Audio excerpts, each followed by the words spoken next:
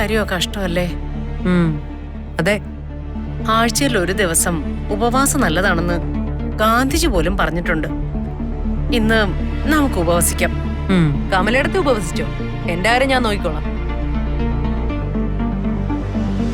അങ്ങനെ ഇപ്പൊ ഞാൻ ഉണ്ടാക്കി കൊടുത്തിട്ട് സൂക്ഷിക്കണ്ട. അതെ, ഞാൻ ആദ്യമായിട്ടാ ഇവർക്ക് അറിയാൻ പാടില്ലാത്തൊരു സ്ഥലത്തോട്ട് ഞാനോ വൈജോ ഇല്ലാതെ ഇവരെ പറഞ്ഞേക്കുന്നത്. ഇവരെ സൂക്ഷിക്കണം, നോക്കണം എന്നൊന്നും നിന്റെ അടുത്ത് പറയേണ്ട കാര്യമില്ലെന്ന് എനിക്കറിയാം. എങ്കിലും പറയുക, സൂക്ഷിക്കണം.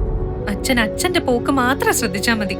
പോകുന്ന കാര്യം അച്ഛൻ ഉദ്ദേശിക്കുന്ന പോലെ നടത്തിയിട്ട് വായോ.